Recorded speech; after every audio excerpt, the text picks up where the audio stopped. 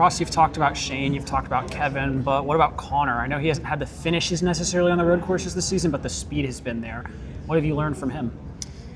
How deep you can go in the corner. I mean, the guy gets in the corner incredible, and you saw a flat spot go wrong at Watkins Glen, but just his ability to charge the corner it's unlike anything I've seen. So, it's really great for me to have Shane his way and Connor in his way, because they are different, but they make lap time. So there's a lot to look at. It's hard for me to digest all of it quickly. I'm glad this is a 3-day weekend that we had overnight and this morning to look back through stuff. So we're all three together and looking at it this morning. Do you have a goal as far as like each week and trying to like how much to knock off as far as points to the cutoff? There's a lot of there's a number there that we need, but I just like if I go fast and don't tear my car up, then we will get more points. So that's all I focus on, and we look at it after we've got all kinds of intuitive graphs that show us what we need, and it's we're below the box that we need to be for sure. You referenced the Roval. Was that something that you did film watch just to get a sense of how it potentially plays out to prepare for here, or is that something you've looked more at now after being on track here and maybe seeing it was more like? It's more the inputs, so not the video, but the throttle, brake, shifting, what I was doing, and then for Brandon McSwain, looking at the car that we had there with Phil Surgeon to see what we could have done better to preserve the rear tires, because that's what I struggled with at the end of the race. Both me diligently and intentionally working to preserve my rear tires here this weekend, and then Brandon going to work on the rear of the car, trying to put grip into it. From the outside, it would seem to be, hey, save the tires, just go slower. It's that simple. Obviously, it's not, or everybody would do it. So what do we not understand? What do I not understand about when you guys talk about saving tires and we'll just go slower, just take the corners easier? That it's not that simple. If I knew, I wouldn't be having this problem. I wouldn't be falling way behind at the ends of tire runs and falling off on lap time. So,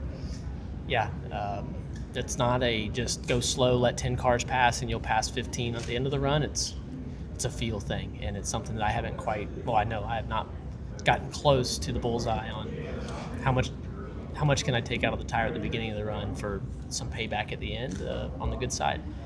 That's what Shane does so good, and he struggles to describe it. It's a feel thing, and I'm trying to keep honing in on that feel.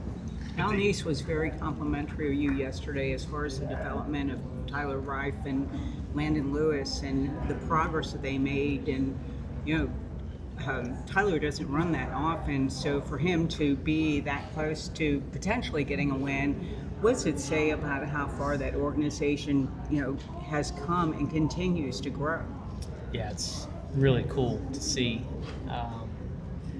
I remember back when Carson won at Richmond, or he won at Texas. We were in Richmond, and I was watching, and I was jumping up and down in my hotel room when he won that race, because that was the first other driver that won for Nice Motorsports. And then same thing yesterday, was still here at the track watching and ready to celebrate because of the effort Tyler put in, and I hope people take notice. Like Al and Cody and Josh and Greg have taken notice and are giving him opportunities, and he's paying his dues to get in there, to get in the truck, right? It's not a free ride by any means, but he's hopefully it's showing the potential there. And Landon as well, I probably had a little more contact with because we're in the same truck, the truck I ran most of the year. So Phil Gould, Frank, like the group there on the 45 is what Landon will be driving.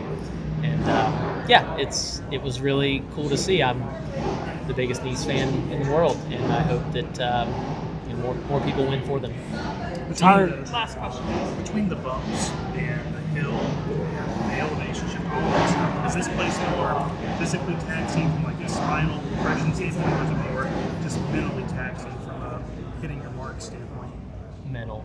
Yeah, I was wondering how it would be physically, but my carbon seat, like the insert, is so nice. Trackhouse has done such a good job.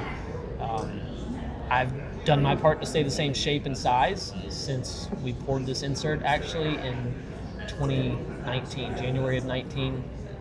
Ganassi, they've printed new ones, but it's the same original body scan. I fit in it like I did in 19. So that's we all know as age comes along, that gets tougher and tougher, and it's harder and harder every year to, all right, coming up on the Clash, like I need to go sit in it. All right, yep, still works. It's very intentional to do that. So I feel like I'm in the safest seat, the best setup inside the car.